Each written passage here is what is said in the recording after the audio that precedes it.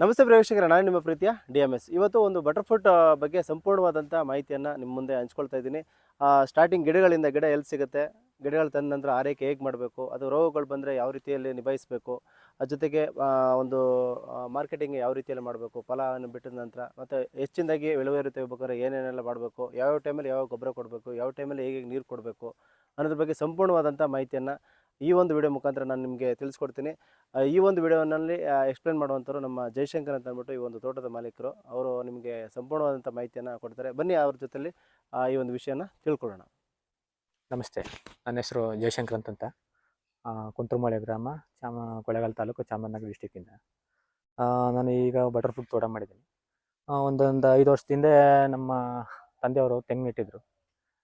ಖಾಲಿ ಜಾಗ ಇರ್ತದಲ್ಲ, ಅದಕ್ಕೇನಾದ್ರು ಮಾಡಬೇಕಲ್ಲ ಒಂದು ಪ್ಲ್ಯಾನಿಂಗ್ ಇತ್ತು ನನಗೆ. ಆ ಟೈಮಲ್ಲಿ ನಾನು ಯೂಟ್ಯೂಬು ಅಲ್ಲೆಲ್ಲ ಸರ್ಚ್ ಮಾಡಿದಾಗ ತೆಂಗು ಮಧ್ಯೆ ಯಾವ ಬೆಳೆ ಬೆಳಿಬೋದು ಅಂತ ಹೇಳಿದಾಗ ಬಟರ್ಫ್ರೂಟ್ ಆವಾಗ ಟ್ರೆಂಡಿಂಗಲ್ಲಿತ್ತು. ನಾನು ಒಂದಷ್ಟು ಗಿಡ ಹಾಕ್ಬೋದಲ್ಲ ಅಂದ್ಬಿಟ್ಟು ಒಂದು 4 ಎಕರೆಯಲ್ಲಿ ಎಲ್ಲ ಆಲ್ಮೋಸ್ಟ್ ಒಂದು 15 ವೆರೈಟಿನ ಬಟರ್ಫ್ರೂಟ್ ಪ್ಲಾಂಟೇಶನ್ ಮಾಡಿದೆ. ಸ್ಟಾರ್ಟಿಂಗಲ್ಲಿ ಚೆನ್ನಾಗೇ ಮಾಡಿದೆ. ನಂತರ ದಿನಗಳು ಸ್ವಲ್ಪ ಅದ್ರ ಬಗ್ಗೆ ನಂಗೆ ಐಡಿಯಾಸ್ ಇರಲಿಲ್ಲ. ಹೊಸ್ದಾಗಿ ಬೆಳೀತಾ ಇರೋದ್ರಿಂದ ಕೆಲವೊಂದು ಗೊತ್ತಿರಲಿಲ್ಲ ನನಗೆ ಬಟರ್ಫ್ರೂಟ್ ಬಗ್ಗೆ. ಆಮೇಲೆ ದಿನಕ್ಕೆ ಸ್ವಲ್ಪ ಅದ್ರ ಬಗ್ಗೆ ಮಾಹಿತಿ ಕೊಡೋರು ಇರಲಿಲ್ಲ. ನಾನು ತಮಿಳ್ನಾಡಿಂದ ಫಸ್ಟಿಗೆ ಒಂದು ಸ್ವಲ್ಪ ಗಿಡ ತರಿಸಿದ್ದೆ. ನಂತರ ಆಮೇಲೆ ಕೆಲವೊಂದು ಇದರಲ್ಲೇ ತರಿಸ್ಕೊಂಡಿದ್ದೆ ನಮ್ಮ ಕೂರ್ಗ್ ಹತ್ರ. ಆಮೇಲೆ ಸ್ವಲ್ಪ ಗಿಡಗಳು ಫೇಲ್ಯೂರ್ ಆಗೋದ್ಬಿಟ್ಟು ಸ್ಟಾರ್ಟಿಂಗಲ್ಲಿ ನನಗೆ. ಯಾಕೆ ಫೇಲ್ಯೂರ್ ಆಯಿತು ಏನು ಅಂದ್ಬಿಟ್ಟು ಸ್ವಲ್ಪ ನಾನು ತಲೆ ಕೆಡಿಸ್ಕೊಂಡು ಯೋಚನೆ ಮಾಡಿದಾಗ ನಾನು ಮಾಡಿದ ಕೆಲವೊಂದು ತಪ್ಪುಗಳು ನನಗೆ ಗೊತ್ತಾಯಿತು. ಎಲ್ಲಿ ಅಂತ ಮೊದಲು ಪ್ಲಾಂಟೇಷನಿಂದನೇ ನಾನು ತಪ್ಪು ಮಾಡಿಬಿಟ್ಟಿದ್ದೆ. ನಾನು ಓಪನ್ ಫೀಲ್ಡಲ್ಲಿ ಎಲ್ಲೆಲ್ಲಿ ಜಾಗ ಸಿಗುತ್ತೆ ಅಲ್ಲೆಲ್ಲ ಪ್ಲಾಂಟೇಷನ್ ಮಾಡಿಬಿಟ್ಟಿದ್ದೆ. ನಾನು 15x15 ಮಾಡಿದ್ರೆ ಬೆಟರು ಇದರಲ್ಲಿ ಗ್ರಾಫ್ಟೆಡ್ ಗಿಡಗಳಿಗೆ.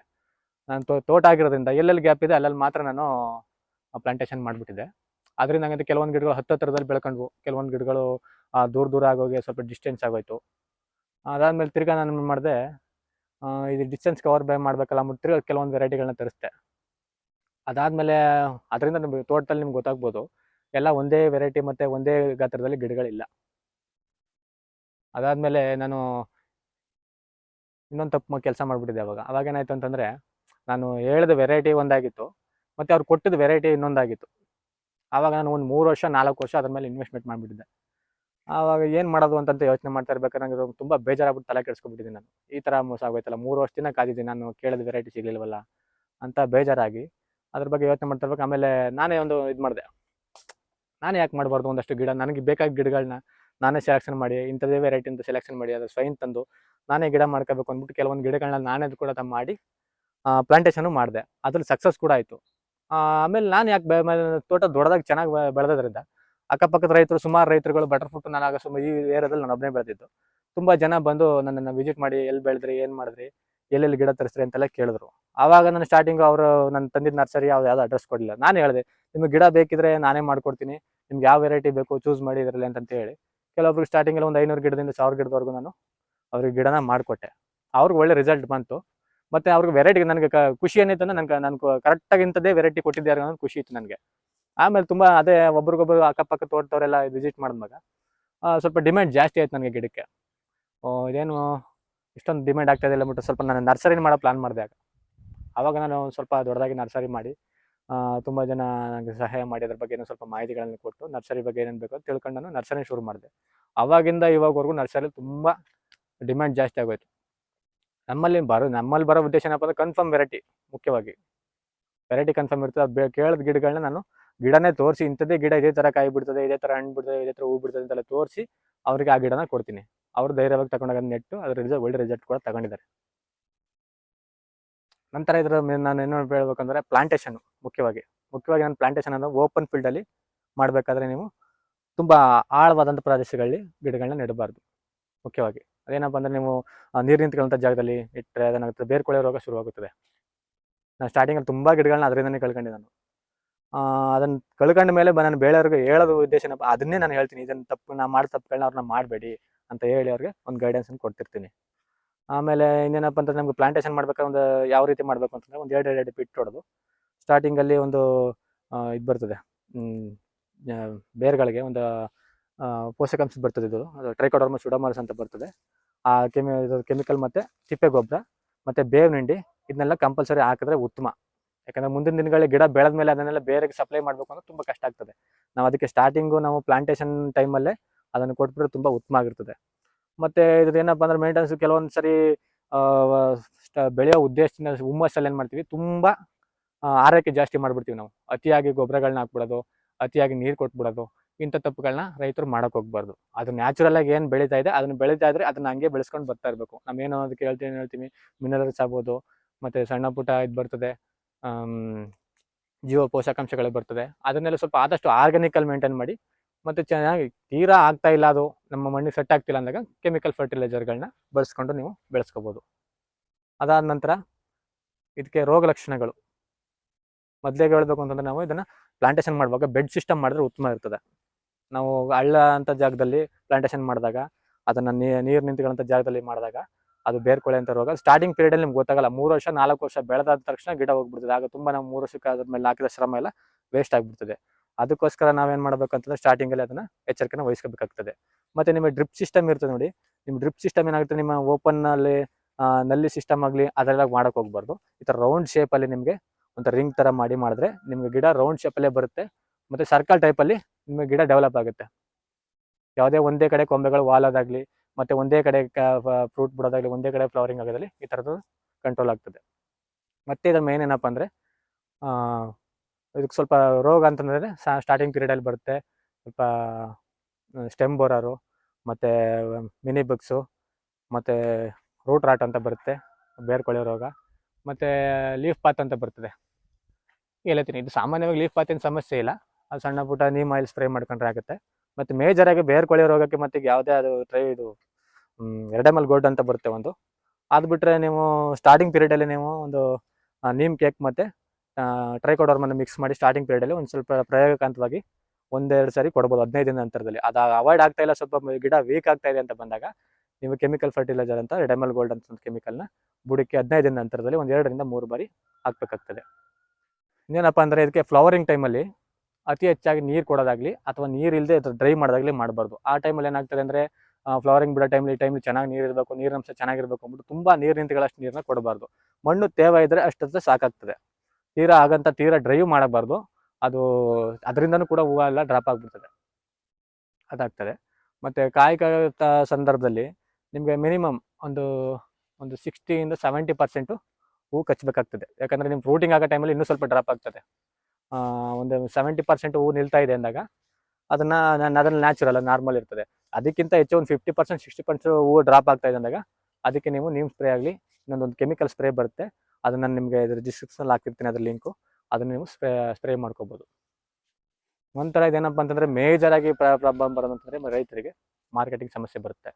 ಮಾರ್ಕೆಟಿಂಗ್ ಸಮಸ್ಯೆ ಯಾಕೆ ಬರುತ್ತೆ ಅಂತಂದರೆ, ನೀವು ಬಲ್ಕಾಗಿ ಕಾಯಿಗಳನ್ನ ಬೆಳೆದಿರೋದಿಲ್ಲ. ಕಾಯಿಗಳು ಅಂತಂದರೆ ಬರುತ್ತೆ ಅಂದರೆ ನಿಮ್ಗೆ ಒಂದೊಂದು ವೆರೈಟಿಗೆ ಒಂದೊಂದು ರೀತಿ ಕಾಯಿಗಳು ಬರ್ತಾ ಇರ್ತದೆ. ಅದರಿಂದ ಏನಾಗಿರ್ತದೆ, ನಿಮಗೆ ಸ್ಟೆಪ್ ಬೈ ಸ್ಟೆಪ್ಪು ಕಾಯಿಗಳು ಬರೋದ್ರಿಂದ ಒಂದೇ ಸಾರಿ ನಿಮಗೆ ಬಲ್ಕಾಗಿ ಕ್ರಾಪ್ ಬರೋದಿಲ್ಲ, ಮತ್ತು ಅದರಿಂದ ನಿಮ್ಗೆ ಆದಾಯನೂ ಬರೋದಿಲ್ಲ. ಡಿಲೇ ಆಗ್ತಾ ಇರ್ತದೆ, ಆದಾಯ ಬರುತ್ತೆ ಬಟ್ ಡಿಲೇ ಆಗ್ತದೆ. ಸ್ಟೆಪ್ ಬೈ ಸ್ಟೆಪ್ ಬರೋದ್ರಿಂದ ನಿಮ್ಮ ಕೈಗೆ ಅದು ಹೆಚ್ಚಿನ ಹಣ ಸಿಗೋದಿಲ್ಲ. ನಾನು ಸಜೆಷನ್ ಮಾಡೋದೇನಪ್ಪ ಅಂತಂದರೆ, ಯಾವುದೇ ಒಂದು ವೆರೈಟಿ ಮಾಡೋದಾಗಲಿ, 1 ಎಕರೆ ಅಂತ ಪ್ರದೇಶದಲ್ಲಿ ಮಾಡೋದಾಗಲಿ ಒಂದೇ ವೆರೈಟಿ ಚೂಸ್ ಮಾಡಿ. ಒಂದೇ ವೆರೈಟಿ ಅಂತಂದರೆ ನಿಮಗೆ ಈಗ ಒಂದು ಬಲೂನ್ ಮಾಡಿದ್ರಲ್ವಾ, ಆಲ್ಮೋಸ್ಟ್ ಸೇಮ್ ಇರುತ್ತೆ. ಬಲ್ಬು ಬಲೂನಲ್ಲಿ ವೆರೈಟಿ ಕಾಸ್ಟಲ್ಲಿ ಏನು ಡಿಫ್ರೆನ್ಸ್ ಇರೋದಿಲ್ಲ. ಮತ್ತು ಅದು ಫ್ರೂಟಿಂಗ್ ಆಗಲಿ ಫ್ಲವರಿಂಗ್ ಆಗಲಿ ಒಂದೇ ಸಮಯದಾಗುತ್ತೆ. ಅದೆರಡು ವೆರೈಟಿ ಬೇಕಾದ್ರೆ ಒಂದೇ ಸಾರಿ ಮಿಕ್ಸ್ ಮಾಡಾಕ್ಬೋದು. 1 ಎಕರೆಯಲ್ಲಿ ನಿಮಗೆ ಅದು ಒಂದು 193 ಗಿಡ ಬರುತ್ತೆ. 225 ಸ್ಕ್ವೇರ್ ಫೀಟ್ ಬರುತ್ತೆ 1 ಎಕರೆಗೆ. ಕಸಿ ಗಿಡಗಳಲ್ಲಿ 193 ಗಿಡ 1 ಎಕರೆಯಲ್ಲಿ ಪ್ಲಾಂಟೇಶನ್ ಮಾಡ್ಬೋದು. ಮತ್ತು ಏನಪ್ಪ ಅಂತಂದರೆ, ನೀವು 4-5-6 ಎಕರೆಯಲ್ಲಿ ನಿಮಗೆ ಎಲ್ಲ ವೆರೈಟಿನೂ ಬೆಳಿಬೇಕು ಅನ್ನೋ ಫ್ಯಾಷನ್ ಇರೋರು, ಇಲ್ಲ ನಮ್ಮ ದೊಡ್ಡದಾಗಿ ಮಾಡ್ತೀವಿ ತೋಟ, ಒಂದು 5 ಎಕರೆ 10 ಎಕರೆಯಲ್ಲಿ ಮಾಡ್ತೀನಿ ಅನ್ನೋರು, 1 ಎಕರೆಗೆ ಸಪ್ರೇಟಾಗಿ ಒಂದೊಂದು ವೆರೈಟಿನ ಹಾಕೋಬೇಕಾಗ್ತದೆ. ಯಾಕಂದ್ರೆ ನಿಮ್ಗೆ ಫ್ರೂಟ್ ಹೀಲ್ಡ್ ಕೂಡ ಅದೇ ಥರದಲ್ಲಿ ಬರ್ತಾ ಇರ್ತದೆ. ಒಂದೊಂದು ವೆರೈಟಿಲಿ ಒಂದೊಂದು ಬಂದಾಗ, ಒಂದೊಂದು ಎಕರೆಯಲ್ಲಿ ಒಂದೊಂದು ಸರಿ ಬಲ್ಕಾಗಿ ಒಂದೊಂದು ಸ್ಟೆಪ್ ಬೈ ಸ್ಟೆಪ್ ನಿಮ್ಗೆ ಕ್ರಾಪ್ ಮಾಡಿದಾಗ, ಕ್ರಾಪಲ್ಲಿ ನಿಮಗೆ ಆಟೋಮೆಟಿಕ್ಕಾಗಿ ನಿಮಗೆ ಇನ್ವೆಸ್ಟ್ಮೆಂಟ್ ಎಲ್ಲ ವಾಪಸ್ ಬಂದಾಗ ಆಗ್ತಿರ್ತದೆ. ಮತ್ತು ಇದು ಮೇಜರ್ ಏನಪ್ಪ ಸಮಸ್ಯೆ ಅಂತಂದರೆ, ಈ ಕಾಯಿ ಬಿಡೋಂಥ ಸಂದರ್ಭದಲ್ಲಿ ಇದಿರ್ತದೆ, ಫ್ರೂಟ್ ಫ್ಲೈಯರ್ ಅಂತ ಬರ್ತದೆ. ಅದು ಏನು ಮಾಡ್ತದೆ, ಈ ಕಾಯಿ ಇದ್ರ ಮೇಲೆ ಕೂತ್ಕೊಂಡು ಅದ್ರ ಮೇಲೆ ಒಂದು ಚುಕ್ಕೆ ಥರ ಮಾಡಿ ಅದ್ರ ಗಾಯ ಮಾಡಿ ಒಂದು ಹೋಲ್ ಮಾಡಿ ಕಾಯಿ ಕೊಳೆ ರೀತಿ ಮಾಡ್ತಾ ಇರ್ತದೆ. ಅದಕ್ಕೆ ನೀವು ಸಾಮಾನ್ಯವಾಗಿ ಸ್ಪ್ರೇಗಳಿಗೆಲ್ಲ ಅದು ಅವಾಯ್ಡ್ ಆಗಲ್ಲ. ಅದಕ್ಕೆ ನೀವು ಟ್ರ್ಯಾಪ್ ಅಂತ ಬರ್ತದೆ, ಅದೇಳಿ ಫ್ರೂಟ್ ಫ್ಲೈಯರ್ ಟ್ರ್ಯಾಪ್ ಅಂತ. ಅದನ್ನು ನೀವು ಒಂದು 4 ಗಿಡದ ಮಧ್ಯೆ, ಒಂದು 5 ಗಿಡದ ಮಧ್ಯೆ ಎಲ್ಲರೂ ಒಂದು ಕಡೆ ಸೆಟ್ ಮಾಡಿದಾಗ ಅದು ಟ್ರ್ಯಾಪ್ ಆಗ್ತದೆ. ಅದನ್ನ ನೀವು ಸ್ಪ್ರೇ ಮಾಡಿದ್ರೆ ಅದೆಲ್ಲ ಸ್ವಲ್ಪ ಅವಾಯ್ಡ್ ಆಗೋದು ಕಡಿಮೆ ಆಗ್ತದೆ. ಇನ್ನೊಂದೇನಪ್ಪ ಅಂದರೆ ಸ್ಟೆಮ್ ಬೋರರ್ ಅಂತ ಮೇನ್ ಪ್ರಾಬ್ಲಮ್ಮು, ಅದು ಕಾಂಡ ಕೊರಕ ರೋಗ ಅಂತ. ಅದು ನಿಮಗೆ ಮೇಜರಾಗಿ ನಿಮಗೆ ಇದು ಬಿಟ್ಟರೆ ಬೇರು ಕೊಳೆ ರೋಗ ಬಿಟ್ಟರೆ ಅದೇ ಮೇಜರ್ ರೋಗ ಇದಕ್ಕೆ ಬರೋದು. ಅದನ್ನು ನೀವೇನು ಮಾಡಬೇಕಾಗ್ತದೆ, ಕಾಂಡನ ಸ್ವಲ್ಪ ಸಣ್ಣ ಕಾಂಡ ಆದರೆ ಅದನ್ನು ಕತ್ತರಿಸಿ ತೋಟದಿಂದ ಹಾಕಿ ಬೆಂಕಿ ಹಚ್ಚಿ ಸುಟ್ಟಾಕಬೇಕಾಗ್ತದೆ. ತೀರಾ ಮೇನ್ ದೊಡ್ಡ ಕೊಂಬೆಗೆ ಹೊಡೆದಿದೆ, ಬುಡಕ್ಕೆ ಹೊಡೆದಿದೆ ಅಂತ ಹೇಳಿದಾಗ ಅದ್ರ ಒಳಗಡೆ ಅದನ್ನು ಒಂದು ಹೆಣ್ಣು ಕೀಟ ಏನಿರ್ತದೆ ಸ್ಟೆಮ್ ಬೋರರ್ ಅಂತಂದ್ರೆ ಅದ್ರದ್ದು ಮೊಟ್ಟೆಗಳನ್ನ ಇಟ್ಟು ಅದು ಅಲ್ಲೇ ಮರಿ ಮಾಡೋಕ್ಕಂತ ಬಿಟ್ಟಿರ್ತದೆ. ಅದು ತುಂಬ ಹೊರಗಡೆ ಎಲ್ಲ ಗಮ್ ಥರ ಬಂದಿರ್ತದೆ ಪೇಸ್ಟು. ಅದ್ರ ಒಳಗಡೆ ನೀವು ಒಂದು ಇಂಜೆಕ್ಷನ್ ಇದನ್ನು ತಗೊಂಡು ನೀಮ್ ಆಯಿಲ್ ಅಂತ ಬರುತ್ತೆ, ಅದನ್ನು ತಗೊಂಡು ಮತ್ತು ಇದು ಬರ್ತದೆ ಸೋಪು ನೀರು ಬರ್ತದೆ, ಅದನ್ನು ಹೊರಗಡೆ ಎಲ್ಲ ಅದ್ರ ಮಿಕ್ಸ್ ಮಾಡಿ ಸ್ಪ್ರೇ ಮಾಡಿ ಮತ್ತು ಅಷ್ಟು ಬೋರ್ ಮಾಡಿರ್ತದೆ ಆ ಹೋಲ್ ಒಳಗಡೆ ಆ ಇಂಜೆಕ್ಷನ್ ಮಾಡಿ ಅದನ್ನು ಕ್ಲೀನ್ ಮಾಡಿ ನಂತರ ಅದನ್ನು ಅದ್ರ ಸುತ್ತ ಏನು ಮಾಡ್ದಾಗ್ತದೆ ನೀವು ನೀಮ್ ಸ್ಪ್ರೇ ಮಾಡಿ ಹಂಗೆ ಬಿಡಬೇಕಾಗ್ತದೆ. ತಿರ್ಗಾ ಅದು ಕಂಟ್ರೋಲ್ ಆಗ್ತಾ ಇಲ್ಲ ಅಂದಾಗ ಅದನ್ನ ಕೊಂಬೆನ ತೆಗಿಬೇಕಾಗ್ತದೆ. ನೀವು ಅದನ್ನು ಕ್ಲೀನ್ ಮಾಡಿ ಅದನ್ನು ಬಿಟ್ಕೊಂಡ್ರು ಕೂಡ ಆ ಮರದಲ್ಲಿ ಅಂತ ಇನ್ವೆಸ್ಟ್ಮೆಂಟ್ ಬರಲ್ಲ. ಯಾಕಂದ್ರೆ ಅದು ಒಳಗಡೆ ಕಾಂಡ ಕೊರೋದ್ರಿಂದ ಕಾಂಡದಲ್ಲಿ ಹಂಗೆ ಕ್ಯಾನ್ಸರ್ ರೀತಿಯಲ್ಲಿ ಒಂದು ಗೆಡ್ಡೆ ಥರ ಇರ್ತದೆ. ಆ ಗೆಡ್ಡೆಯಿಂದ ಮೇಲ್ಗಡೆ ನೀವು ಗಿಡ ಬೆಳೆದ್ರು ಕೂಡ ಅದ್ರಲ್ಲಿ ನಿಮಗೆ ಕ್ರಾಪ್ ಅನ್ನೋದಾಗ್ಲಿ ಮತ್ತೆ ಸ್ವಲ್ಪ ಅಷ್ಟೊಂದು ಡೆವಲಪ್ ಆಗೋದಿಲ್ಲ. ಅದು ಅದನ್ನ ಕತ್ತರಿಸಿದ್ರೆ ಸೂಕ್ತ ಆಗಿರ್ತದೆ. ಅದನ್ನ ಕತ್ತರಿಸಿದ್ರು ಕೂಡ ಅಕ್ಕಪಕ್ಕ ಕೊಂಬೆಗಳು ಬೆಳೆದು ತಿರ್ಗಾ ಗಿಡ ಡೆವಲಪ್ ಆಗೋದು ಸ್ವಲ್ಪ ಲೇಟ್ ಆಗ್ತದೆ, ಸ್ವಲ್ಪ ಡೆವಲಪ್ ಆಗೇ ಆಗ್ತದೆ. ಮತ್ತೇನಪ್ಪ ಅಂದ್ರೆ ಇದಕ್ಕೆ ಪ್ರೂನಿಂಗ್ ಅಂತಂದ್ರೆ ಏನಕ್ಕೆ ವೇಸ್ಟ್ ಆಗಿ ಈ ಥರ ಕೆಳಗಡೆ ನೇತಾಡತ್ತೆ ಗಿಡಗಳ ಕೊಂಬೆಗಳು ಮತ್ತೆ ಎಕ್ಸ್ಟ್ರಾ ಮೇಲ್ಗಡೆ ಟಾಪ್ ಏನಾಗಿರ್ತದೆ ತುಂಬ ಎತ್ತರಕ್ಕೆ ಬೆಳೆದ್ಬಿಟ್ಟಿರ್ತದೆ. ಆ ಥರ ಬೆಳೆದಾಗ ಏನಾಗ್ತದೆ, ಗಿಡ ದೊಡ್ಡದಾಗೋದಿಲ್ಲ. ಎತ್ತರಕ್ಕೆ ಬೆಳೆದಷ್ಟು ನಿಮಗೆ ಕ್ರಾಪ್ ಮಾಡೋಕ್ಕಾಗಲಿ ಯಾವುದಕ್ಕಾಗಲಿ ತುಂಬ ತೊಂದರೆ ಆಗ್ತದೆ. ಅದನ್ನ ಕಟ್ ಮಾಡಿ ಪ್ರೂನಿಂಗ್ ಮಾಡಬೇಕಾಗ್ತದೆ. ಪ್ರೂನಿಂಗ್ ನಮ್ಗೆ ಯಾವ ಶೇಪ್ ಬೇಕು ಅಂತಂದರೆ ಬೇರೆ ಕಟ್ ಮಾಡಿಬಿಟ್ರೆ ಏನಾಗ್ತದೆ, ಅದು ಸ್ವಲ್ಪ ನಿಮಗೆ ಫ್ರೂಟಿಂಗ್ ಕಡಿಮೆ ಆಗ್ತದೆ. ಆದ ಕಾರಣ ಎಷ್ಟು ಬೇಕೋ ಅಷ್ಟು ಮಾತ್ರ ಪ್ರೂನಿಂಗ್ ಮಾಡಿಸಿದ್ರೆ ಒಳ್ಳೆಯದು. ಹೇಳೋದಪ್ಪ ಮಾರ್ಕೆಟಿಂಗ್ ವೆರೈಟಿಗೆ ಯಾವ್ದು ಬೆಸ್ಟ್ ಅಂತಂತ ಹೇಳಿದ್ರೆ, ನಾನು ಇಂಡಿಯನ್ ಮಾರ್ಕೆಟಿಂಗಲ್ಲಿ ಹೇಳ್ಬೇಕು ಅಂದರೆ ಲೋಕಲ್ ಮಾರ್ಕೆಟ್ಗೆ ಇಂಡಿಯನ್ ಬಲ್ಬು ಮತ್ತು ಬಲೂನು ರೌಂಡ್ ವೆರೈಟಿ ಇದೆಲ್ಲ ಮೇಜರಾಗಿ ಮತ್ತು TKD1 ಇವೆಲ್ಲ ಬೆಸ್ಟ್ ಇರ್ತದೆ. ಅದು ಬಿಟ್ಟರೆ ನೀವು ಸ್ವಲ್ಪ ದೊಡ್ಡ ಇನ್ವೆಸ್ಟ್ಮೆಂಟ್ ಮಾಡ್ತೀವಿ ಅಂತ ಹೇಳಿದ್ರೆ ಹ್ಯಾಶ್ ಇರ್ತದೆ. ಹ್ಯಾಶಲ್ಲಿ ನಿಮಗೆ ಸ್ವಲ್ಪ ಅದು ಮೇಂಟೆನೆನ್ಸ್ ಸ್ವಲ್ಪ ಕಷ್ಟ ಇರ್ತದೆ, ಬಟ್ ನಿಮ್ಗೆ ಅದೇ ಥರ ನಿಮಗೆ ರಿಟರ್ನ್ಸ್ ಕೂಡ ಬಂದೇ ಬರುತ್ತೆ. ಅದರಲ್ಲಿ ಅದು ರೇಟು ಆಗಿರ್ತದೆ. ಮಿನಿಮಮ್ ಅದು ನಿಮಗೆ 1 kg 350 ರೂಪಾಯಿ ಎನಿ ಟೈಮ್ ಇದ್ದೇ ಇರ್ತದೆ. ಅದರಲ್ಲಿ ರೇಟಲ್ಲಿ ತುಂಬ ಜಾಸ್ತಿ ಇರುತ್ತೆ. ನಿಮ್ಗೆ ಇನ್ವೆಸ್ಟ್ಮೆಂಟ್ ಜಾಸ್ತಿ ಮಾಡಿದ್ರು ಕೂಡ ರಿಟರ್ನ್ಸ್ ನಿಮಗೆ ಬಂದೇ ಬರ್ತದೆ ವಾಪಸ್ಸು.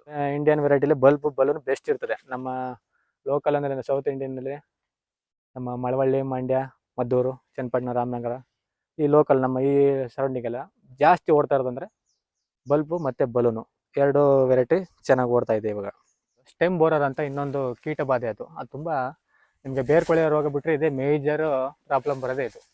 ಇದೇನಾಗ್ತದೆ, ಒಂದು ಹೆಣ್ಣು ಇದು ಬರ್ತದೆ ಸ್ಟೆಮ್ ಬೋರರ್ ಅಂತ ಒಂದು ಕೀಟ ಬರ್ತದೆ.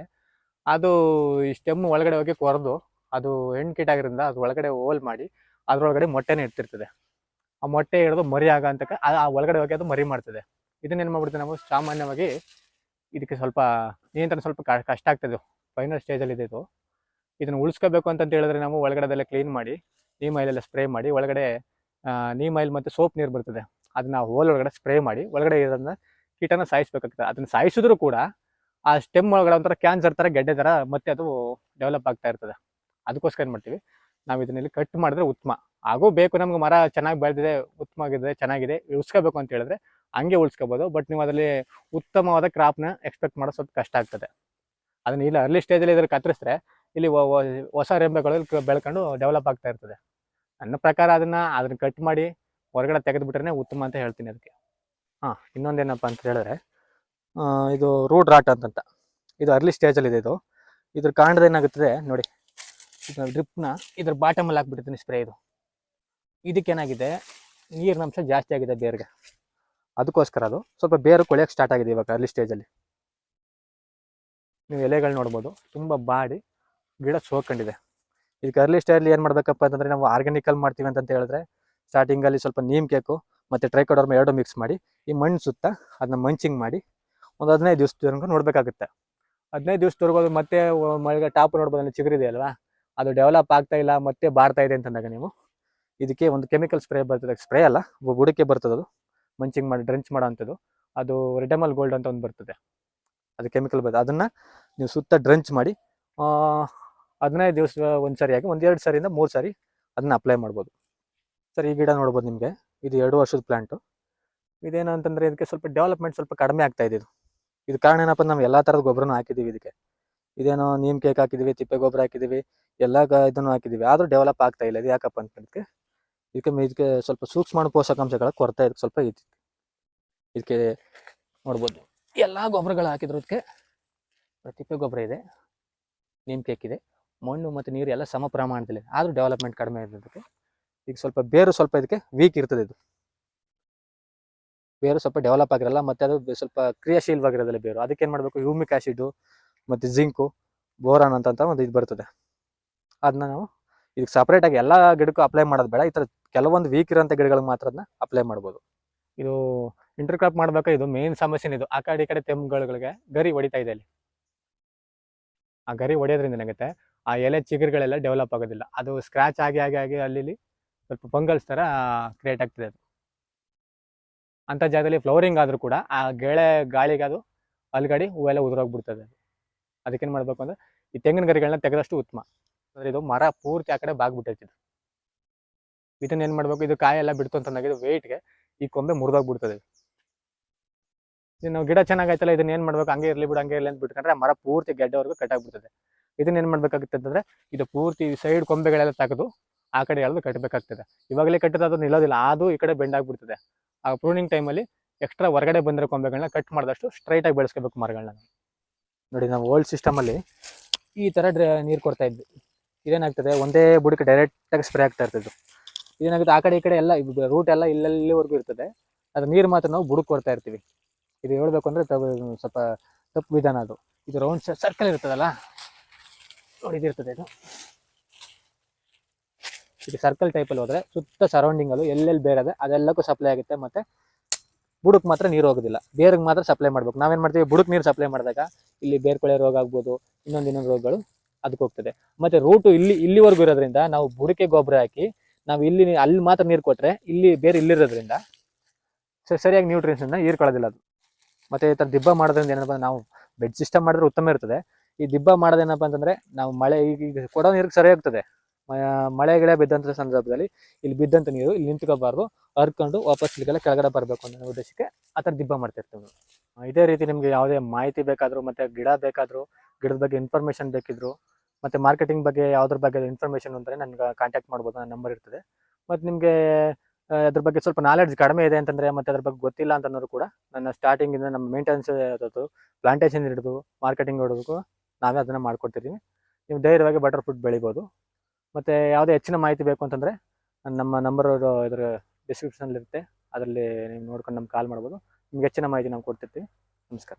ನೋಡಿದ್ರೆ ಫ್ರೆಂಡ್ಸ್, ಈ ಒಂದು ವಿಡಿಯೋದಲ್ಲಿ ಏನಂತ ತಿಳ್ಕೊಂಡ್ರಿ ಅಂತಂದರೆ, ಆ ಒಂದು ಗಿಡವನ್ನು ಎಲ್ಲಿ ತರಬೇಕು, ತಂದ ಮೇಲೆ ಆರೈಕೆ ಹೇಗೆ ಮಾಡಬೇಕು, ಫಲ ಬಿಟ್ಟ ನಂತರ ಮಾರ್ಕೆಟಿಂಗ್ ಹೇಗೆಲ್ಲ ಮಾಡಬೇಕು, ಯಾವ ಟೈಮಲ್ಲಿ ನೀರು ಕೊಡಬೇಕು, ಯಾವ ಟೈಮಲ್ಲಿ ಗೊಬ್ಬರವನ್ನು ಕೊಡಬೇಕು ಅನ್ನೋದ್ರ ಬಗ್ಗೆ ಸಂಪೂರ್ಣವಾದಂಥ ಮಾಹಿತಿಯನ್ನು ತಿಳ್ಕೊಂಡ್ರಿ. ಇದೇ ಥರದ ಒಂದು ಹೆಚ್ಚಿನ ವಿಡಿಯೋಗಳಿಗೋಸ್ಕರ ನಮ್ಮ ಚಾನಲನ್ನು ಸಬ್ಸ್ಕ್ರೈಬ್ ಮಾಡಿ, ಲೈಕ್ ಮಾಡಿ, ನಿಮ್ಮೆಲ್ಲ ಫ್ರೆಂಡ್ಸ್ಗಳು ಕೂಡ ಶೇರ್ ಮಾಡಿ. ಅವರು ಕೂಡ ಈ ರೀತಿಯಾದ ಒಂದು ಉತ್ತಮವಾದಂಥ ಬೆಳೆಯನ್ನು ಬೆಳೆದು ಅವರು ಕೂಡ ಒಂದು ಹಸನಾದ ಬದುಕನ್ನು ಕಟ್ಕೊಳ್ಳಿ ಅಂತ ಹೇಳ್ತಾ ಈ ಒಂದು ವಿಡಿಯೋನ ಇಲ್ಲಿಗೆ ಮುಗಿಸ್ತಾ ಇದ್ದೀನಿ. ಧನ್ಯವಾದಗಳೊಂದಿಗೆ ನಾನು ನಿಮ್ಮ ಪ್ರೀತಿಯ DMS.